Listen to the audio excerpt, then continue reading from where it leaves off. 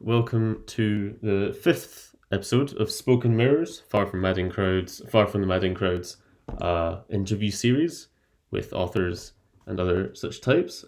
Today I'm honoured and excited to have Rishi Dastidar here through the magic of Zoom. Hello. Hi, good evening, and good evening, everyone. Yes, I don't know. I always start these off as if it's live when it really isn't. I don't know. It just feels like I'm so used to Zoom events being kind of live things. I guess I'm used to them. I think that's a good discipline to treat it as live and keep us on our toes. And Absolutely. Unexpected. There's no retakes here. We're just gonna roll, and it's gonna be fine. Yeah, right. Well, yeah, that's the thing. It's like, yeah, as if I could wrangle iMovie well enough to actually try and make some kind of like proper edit, so I may as well just run with it. So I think today for tonight's discussion, I kind of want to start with the sort of a strange niche term that I always see used around is post-internet for literature. Which is, and especially in like poetry circles, which is really, it's one of those very misleading terms because on the surface of it, it sounds nonsensical because it implies something after the internet, and we're very much within the internet right now. But I think from what I understand, the term more speaks about post-internet as utility. It's the internet is now everywhere. It's not internet, it's just off in its own corner. And obviously in your first full-length book, which is Ticker Tape, which I have here, obviously you're dealing a lot, and especially in your work, you deal a lot with that kind of the language of the internet or the vernacular of now, which is very online. So I suppose I wanted to start off with, how do you feel about that term, post-internet, in relation to your work or just overall? Does that come up, do you find? Or I think not post-internet per se, but the internet as a touchstone, as the wellspring of a lot of my language, as something that helps to shape a lot of the idioms that I use and a lot of the subjects that I'm concerned about. Yes, absolutely, that's there, and I think sticking post in it is interesting because it implies that the absorption of the medium into every aspect and every characteristic and effectively every nook and cranny of our daily lives is complete. And I think if we take the term at that level, at that value, then is my poetry reflecting that and part of an attempt to engage with what that might mean? Then yeah. I mean, I don't. I shy away from trying to state any particular poetics that succinctly or that often because I find the exercise useful for me sometimes, but more often than not, just that's actually a bit reductive because one wants the freedom to write about whatever takes one's fancy. Yeah. But yeah, as someone who spends a lot of time online, as someone who works, as a day job, in corporate communications, where so obviously thinking about how to use and utilize digital channels and what's going on in them, I'm primed to be, of that world and thinking about that medium more generally. But then, I think part of the reason why it perhaps sticks out is, I mean, this is going to be a very, very crude analogy, but when poets write about the air or the atmosphere, we don't go post-atmosphere.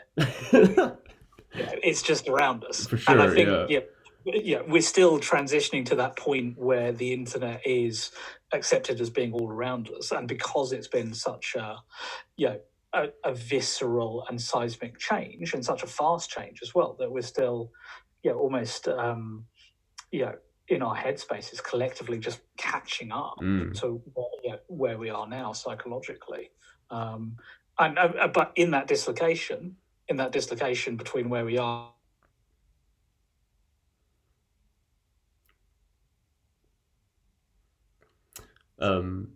So sort of building off that, I mean, Would I was surprised for ticker tape at least. I suppose a question following on from that is how many of those would you say are found poems or kind of fall into that category? Are you more trying to imitate?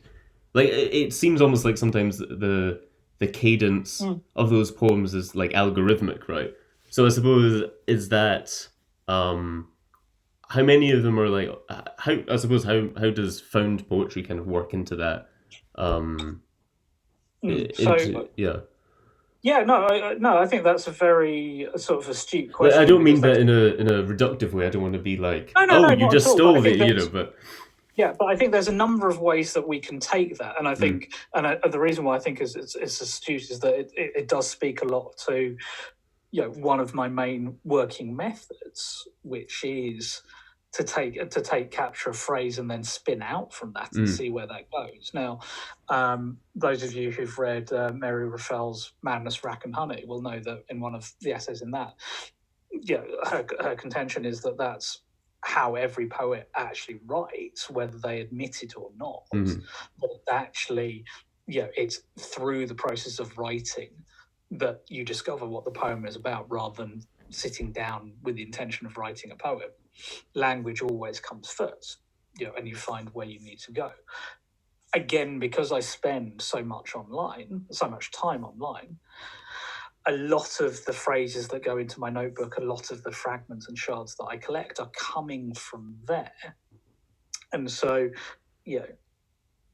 I think it's more than plausible that for a number of poems where I've either by choice or unconsciously not necessarily gone beyond the surface exploration of the phrase and where that phrase has gone, will that start to give a certain sense of rhythm and cadence of maybe where that phrase was sourced from, originated? Yeah, absolutely. I think at a slightly higher level than that, one of the things I'm always trying to do is trying to see when a lyric breaks. I'm always trying to put too much into it. I jokingly call myself a maximalist. And not in that traditional sense of, Alexandrine lines or just really long lines on the page, but just that, there is absolutely a tension to be exploited in what the relative discipline of the lyric and the relative discipline of of what you can do within 8 syllables, 10 syllables, tetrameter, pentameter, or whatever. And just actually what happens when you make the syllable stresses uncomfortable, when you actually make the lines uncomfortably long, when you're actually putting on image upon image upon image and phrase upon phrase upon phrase, and very deliberately eschewing what we're often taught, which is one pure image, focus down, strip everything away, be still, whatever. That's not especially my poetics, and that's not especially what I like writing. And so I think that feels found in terms of the way that lots of us are absorbing information right now from all these various different sources. And often, there are some poems in ticker tape which actually almost give the feel of a scroll that's interrupted. Yeah, absolutely. And some of that effect is deliberate, some of that is happenstance. Are there actual found poems in the book? Yes. Okay. The opening Summers of Camus' Youth is a found poem. I'm trying to think what else. A Man on TV Telling Me About. It's not strictly found, but that sort of cadence of repetition came out of that particular Newsnight interview that was the locus of it, and I think maybe one or two phrases explicitly come from that interview that I've then just built, or sort of spun out from that in terms of spinning up into the sort of the exaggeration to make the point. I think a lot of the time I'm mixing quote unquote real phrases, things that I've overheard, things that I've captured, with things that then sort of spin out from that, and that that expand upon that as well. Mm. And and it is partly affected, but it is partly also an effect of highlighting the fact that the way that we consume language, and I don't think we fully quite appreciated this to the extent that we maybe should do. A lot of the time now we are skimming. A lot of the time we are surface absorbing, by necessity. And traditionally you might say, well, poetry should be an antidote to that. Force stillness, force focus on the one thing. But I guess at one level I'm just intrigued by, well, what happens when poetry actually surfs along on that and exploits some of those tendencies as well. And I think that I think there's something interesting there in just actually then revivifying what you can actually do within the lyric as well. Because I don't view it as a consciously avant-garde project of trying to be difficult. For sure, yeah. But I think there is something that I keep coming back to, that fundamental tension of what happens when you put language and effects of now into shapes and forms that look relatively traditional, feel relatively traditional. That tension is something to be exploited, absolutely. Yeah, I mean, that's really interesting. I've also thought about that as sort of I suppose the idea of that surface skimming as well. I always find that I almost feel bad if I read a poetry book really quickly. You know what I mean? It's like, oh no, I should be engaging more with this, but I do read, and the way you just engage with, just because there's almost a, not superficial, but a material, I guess, would be one where there are less words in a poem, thus you read less. But I think that speaks to two things, doesn't it? That speaks to the deification that poetry, capital P, inverted commas, has within our literary culture and sensibility. That idea that because it is special words arranged in a special order to achieve some sort of transcendence of memory, of time, of emotion, it should be given the space, time, and weight that it actually deserves, and that stillness and quietness. And of course, we privilege the idea that time has gone into making something that is both so small and yet so perfectly formed. So of course, why wouldn't you take the time to consider it as well? But that's what I mean in terms of, you've got that on one pole, but then you've got at some level the biggest explosion in the amount that humanity has ever read in the entirety of its existence collectively over the last 20, 25 years, and doing so in speeds and volumes completely unimaginable. And it strikes, and it continues to strike me that I can't see how and why poetry would stand aloof from that. And there is absolutely something to be explored there in terms of what does that mean for how we read? What does that mean for poetry when it does try and give you a flavour of that, but also tries to say, no, you can just engage on the surface as well, because we're doing a lot of that as well. And that's an interesting tension, isn't it? How do I claim for myself, or claim for the poet or for the poem, that sense of specialness when I'm very freely admitting that sort of, that sense of exploring superficiality, exploring skimming. Now, don't confuse that with any lack of craft or any lack of time in actually the going of the making.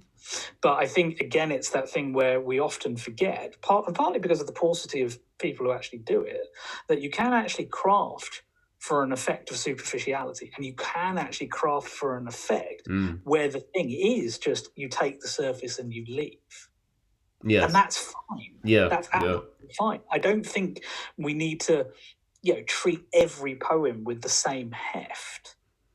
Because I think that devalues the poet, the poem, and our own critical and creative judgment as well. I'm going to throw out a really, what sounds like a really arrogant and snobbish parallel, so forgive me, but I don't think it is, in the sense that, what we used to unfashionably call light verse has its own role and function, doesn't it? In terms of communicating in very compact, funny, humorous ways, certain truths, certain ways of viewing the world. And we're still able to engage with it, still able to think about it as poetry, but we read it and we approach it in a different way without necessarily giving it cat pee seriousness. Whatever, that's fine. If it so happens that early explorations of what poetry influenced by the internet do give us similar sort of sensation, similar sort of, surface depth, not as much depth as more traditional poetry that we've more familiar with from the 16th century onwards. I mean, that's fine because, hey, mediums change. Yeah, totally. We're only into the first 25 years of this thing. And of course, we're still finding our way. Yeah. And would you say these sort of these concerns and tensions, have they always been there with your poetry, or is that kind of a development that's come along with the development of the internet, or have they always been kind of hints or echoes of it since whenever you started with poetry? No, I think I don't think I can give you a particular date or a particular time or a particular poem where I could say suddenly a light switched on, because my poetic education is pretty, English, British canon traditional, pretty Western European, maybe some North American, pretty white male, and all of these are not said without any lack of judgment on my part for not being necessarily imaginative. I feel broader in my scope of reading, but I very much came in with someone like Durs Grundbein, so that sense of not austere is harsh on him, but that sense of mixing the urban and the classical, and and that very and that sort of very rueful philosophical intelligence that's at work. And then, what are other touchstones for me? People like Frank O'Hara and Keats is in there as well, but also someone like Robert Herrick, and so that sense of structure and form, but also that sense of playfulness and being philosophic as well. So that so those sorts of things are there or thereabouts. But and obviously from someone like Daljit Nagra, I got a lot of the playfulness and a lot of the bounce and a lot of the energy. But I suspect it was something probably around 2013, 2014, that I started to twig that the more I lent into writing stuff that actually full on embraced senses of technology, senses of the digital, senses of futurity, for want of a better phrase, and didn't try and sound like quote unquote what subjects for traditional nature poetry might, traditional poetry might be. That's when I sort of started to sound more like myself. And that's almost when a light came on. And I think things like Ticker Tape itself, the title poem. Yeah, I was going to ask about that actually. So if you could things go like on Bants as well, actually just sort of leaning into that side of things. And you don't go searching for your subjects as well is the other thing. I can't remember who I said it to, but jokingly, I have a very boringly bourgeois conventional life with a partner and 2 cats. I'm in relatively gainful employment. Is there trauma in my life? Yes, but not necessarily much, and not necessarily that much that I wish to share with you. Do I wish to explore my identity? Yes, but not necessarily in ways that I want to play straightforwardly and obviously in a way that the market might accept. And we can maybe touch on that for Saffron Jack. So where am I actually going to actually find the stuff that I'm writing about? It's the thing that I'm spending more time on, which is the internet. And so and so it sort of leans in naturally that way as well. But again, you want, as much as you want poetry to last 500,000 years and still be read, you want poetry actually to reflect what's going on now as much as anything else. So why would you not lean into that? Why would you not try and find the poetry filter and discover where the poetry might lie in this technological change? A lot of that thinking comes from the fact I studied media regulation as well as my master's degree. So I think a lot about technology and policy and structures for how to channel these sorts of technologies there as well. And so often a lot of time there's poems are actually hesitant sort of analyses of these things as well, and what's going on and what they're actually doing to us. Which is almost easier to communicate in a poem than it is through a piece of prose or a policy report or whatever it might be as well. For sure. So you mentioned Ticker Tape, the title piece, which what really struck me about that is that it was the longest poem in the collection, and it is entirely composed of, well, not entirely, but it is mostly composed of not just these. I mean, because you're talking about exploring identity, and obviously this is the whole poem is a quotation of a sort, right? It's a quotation of this character, but they're all my X statements, my this, my, and it's like that for 10 pages. I suppose the two things from that is, there's something I can't help but see some of you're talking about your background in corporate communications. I can't help but see some of that, because it's not just it is my thing, it is my, object in whatever abstract way. So that, but also lists are always coming up in your poem, and when we get onto Saffron Jack as well, list to an extent that is very of that. So I was wondering, and then also I'm just curious how that poem came about, and I think the creation myth is the easiest place to start, actually, because it sort of explains a lot about how you subconsciously actually write something, and it's only afterwards that you start to work out and layer meanings in terms of what you're trying to do. Because when you look at the 220 lines on the page, there's no way that you ever sit down and start, I'm going to write a 220 line poem featuring three unit thoughts per line. So 990 odd, 660 odd of these damn things. You just wouldn't, would you? The poems, started actually with that sort of frontispiece opening introduction. That it is I think it still is there, depending on pandemic, a bar just off Good Street in London where I used to work, and I only ever went there I think once or twice, but there was one night when a friend of mine was there and sent me a picture of herself sitting in a chair, in the armchair that was in the bar, and that just sparked some, that was lodged away. And then the creative leap was just actually thinking about,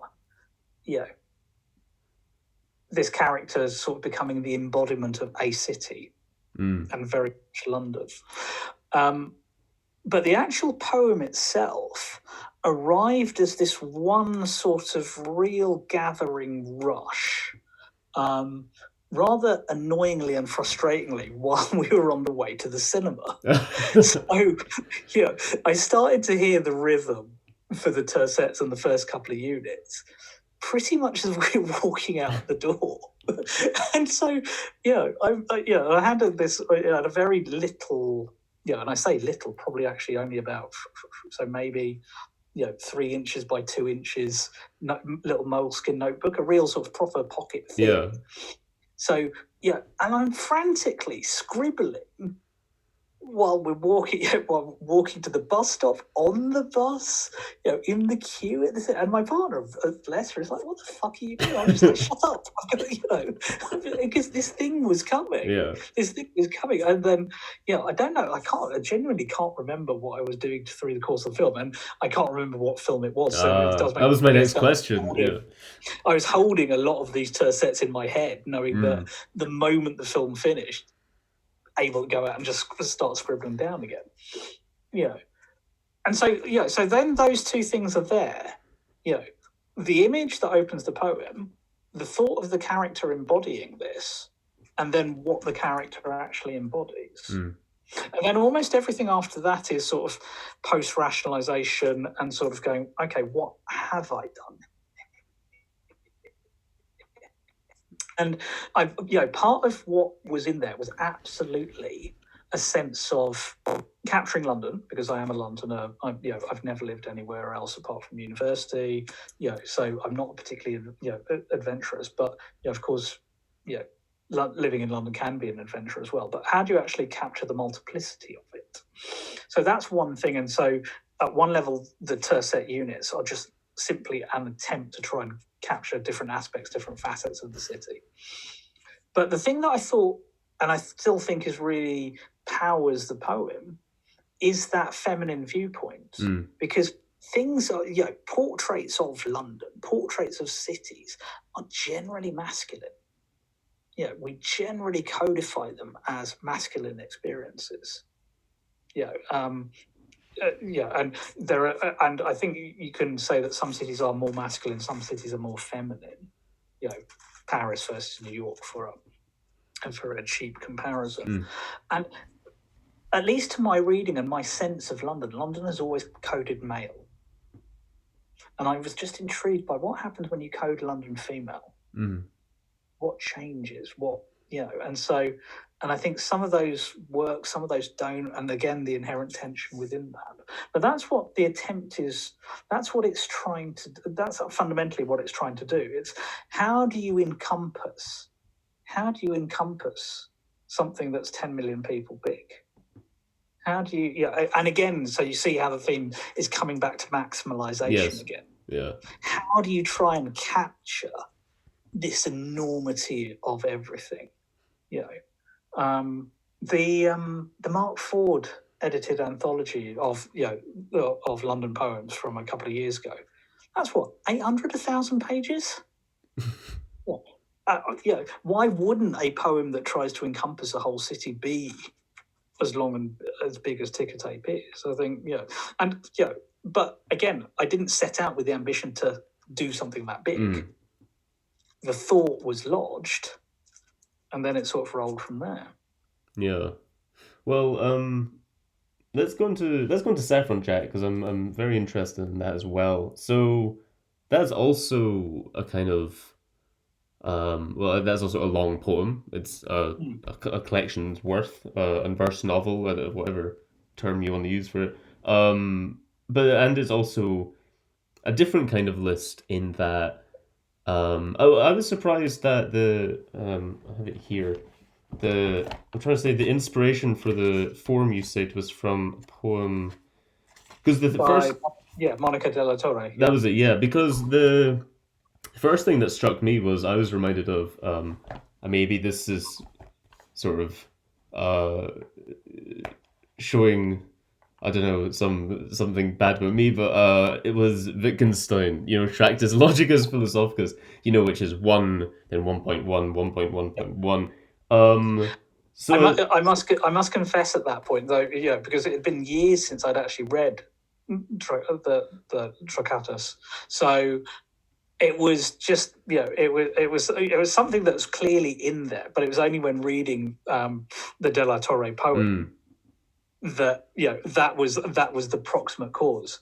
And it was actually only after I'd finished redrafting in that form, and I showed it to someone, and they went, "Oh, so you've been reading Ludwig again?" And I'm like, "Oh fuck, yeah, shit." So so again, subconscious, However, a lot of poetic creativity is just not conscious. For sure, yeah. It's not conscious; it's there.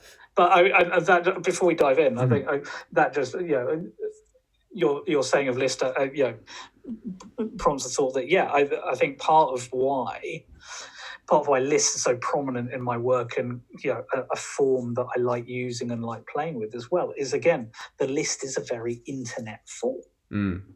Not just in listicles, but actually when you get into and thinking about the coding and the architecture of it as well, when you think of early days of HTML and the way that that's actually nested lists of formatted code to actually create the appearance, to create the commands, it's a medium that prides itself, that is driven by working out correct hierarchies and relationships between information to present certain effects, or as we call it, a list. So again, there is that crossover that's going on there. Yeah, I suppose the internet is architectural, right? It is like an architecture of text. So with Saffron Jack, I mean, I suppose the other effect of having, I suppose, as you say, it's sort of subconscious, kind of referencing, I suppose. But would you say does that tend to lend itself to a sort of a critique of that kind of rigid logics? Would you say?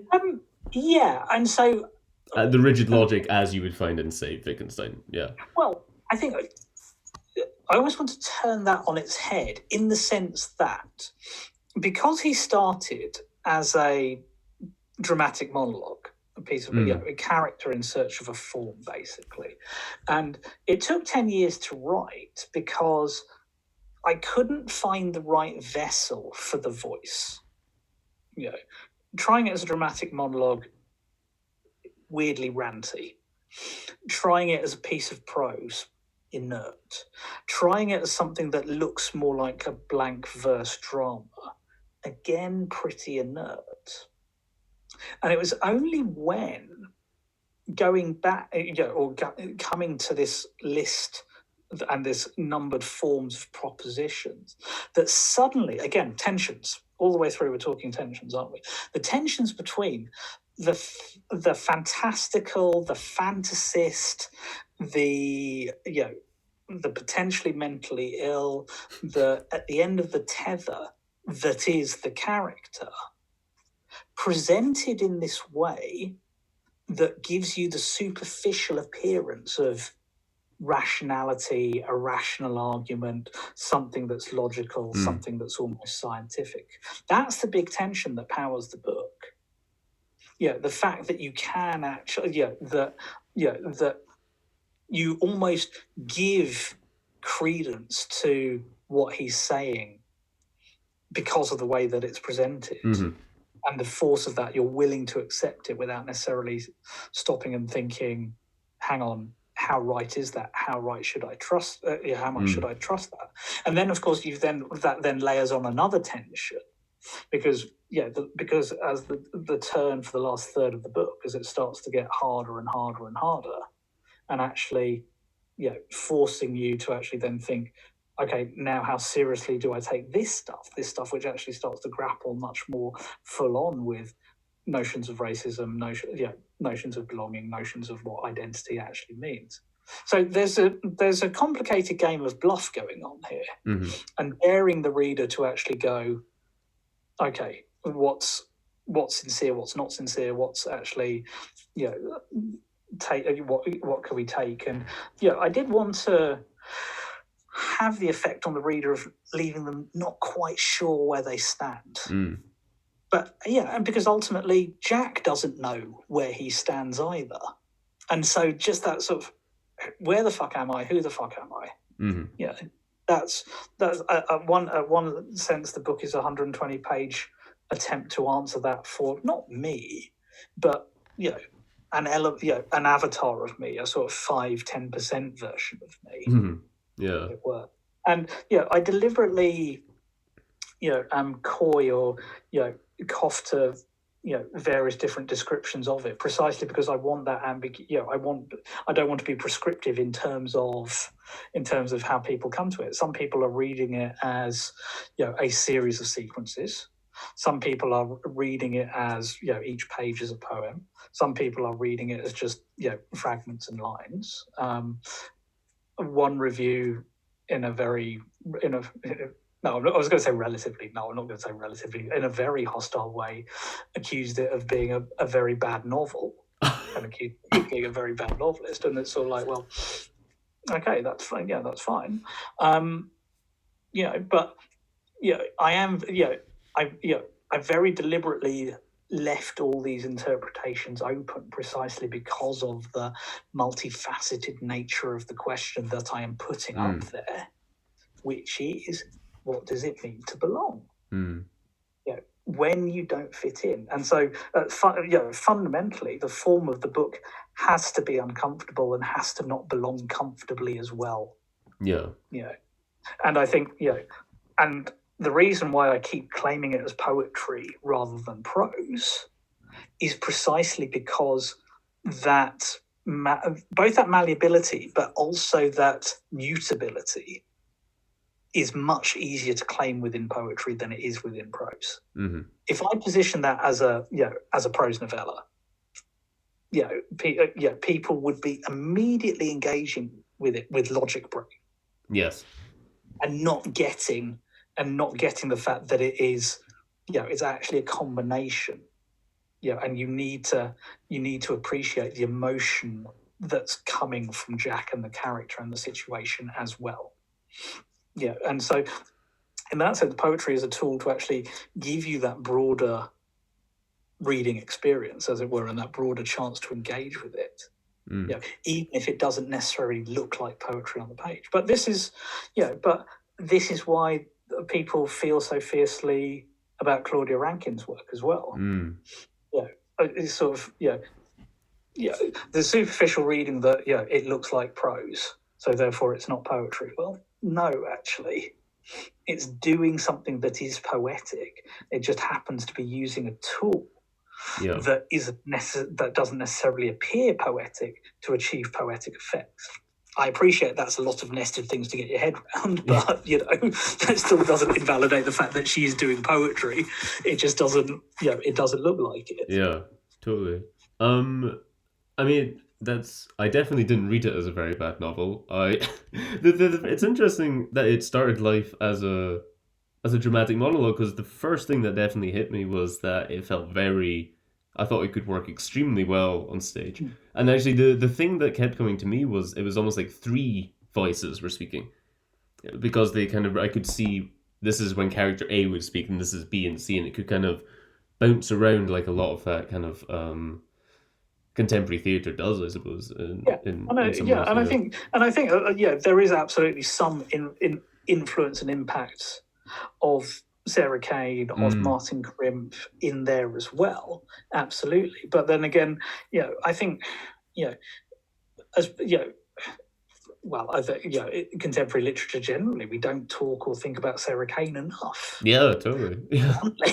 Bluntly, and whether we claim her as a poet or a playwright, I mean, fuck. I mean, what she's able to do with such, with such sparseness of language, but with such force, why wouldn't you steal from that and try and incorporate some of that into the way that you think? And so, some of that is definitely, floating around in the back of my head as well. But and the Crimpian sort of effect of that sort of blank playfulness again.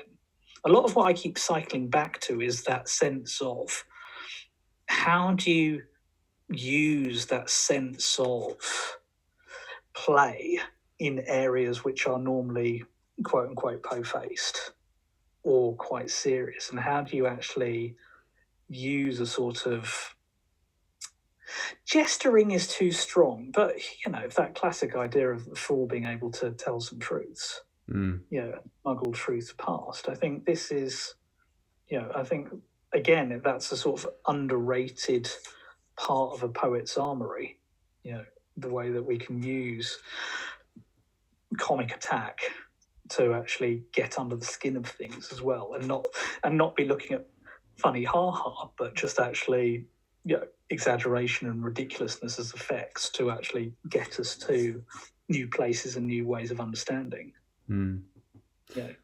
So I mean, did you have is there any future plans for Saffron Jack, both as book and as character, I suppose? Would you ever adapt it for something like stage, or let's start on the basis of seeing as it came out, seeing as it was published 2 days after lockdown.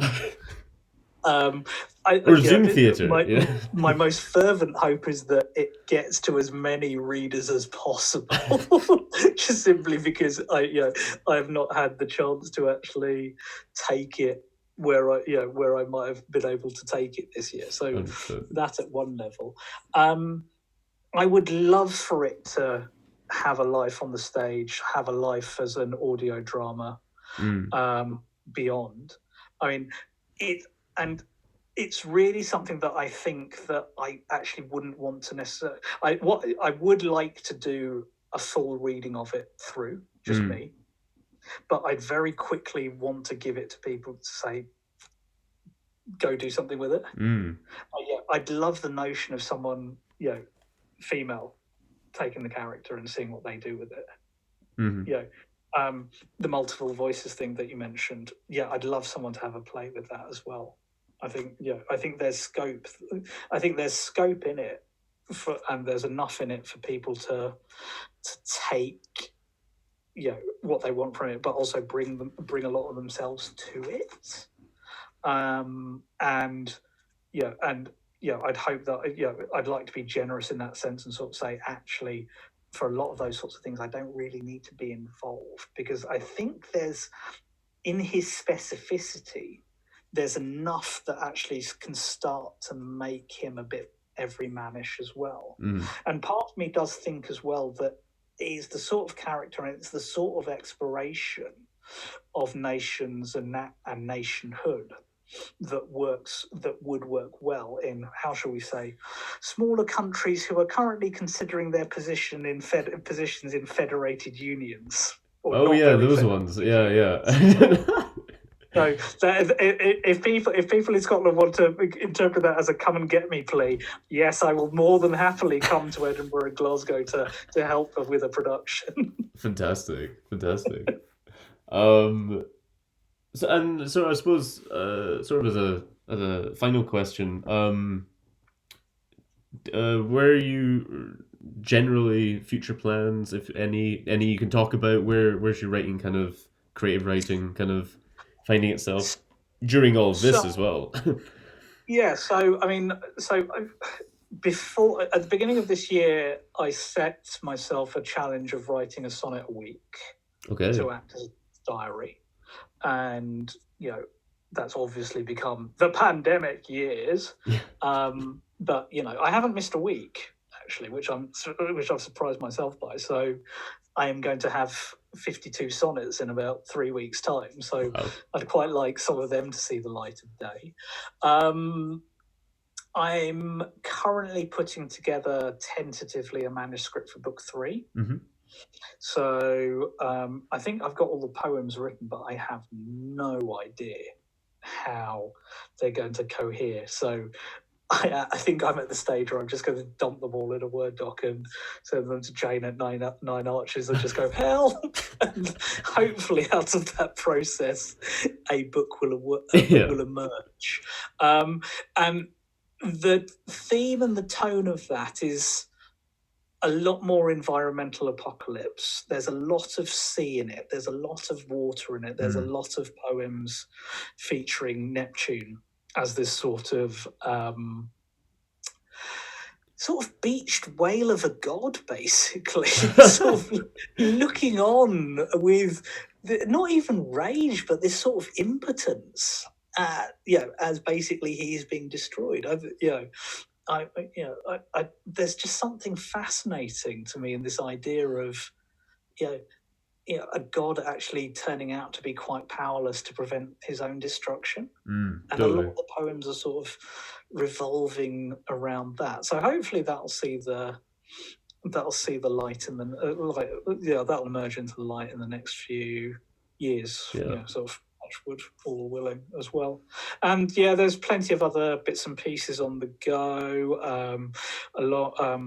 I think some listeners might know that I'm a member of Malika's Poetry Kitchen, the collective founded by Malika Booker and Roger Robinson. And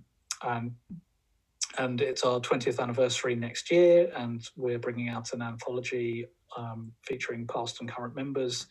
So, involved in editing that anthology. So that's out then. So yeah, there's helping out on a couple of other bits and pieces here and there. So yeah, there's plenty going on, and there's obviously other things that are very close to my heart that haven't emerged yet, and I'm toying with, but I don't want to publicly commit to them lest somebody calls me up and goes, "Where's that thing that you talked about? Where is it yet?" And I'm like, "Oh shit." Yeah, So that is a little bit. definitely got to I've done that before. The sort of hasty pronunciation of pronouncing. If I tell the world, then I will have to make it. Right, absolutely. Oh man. But well, Rishi, thanks so much for chatting to me today, and it's been great. Not at all. Thank you for your time. Cheers.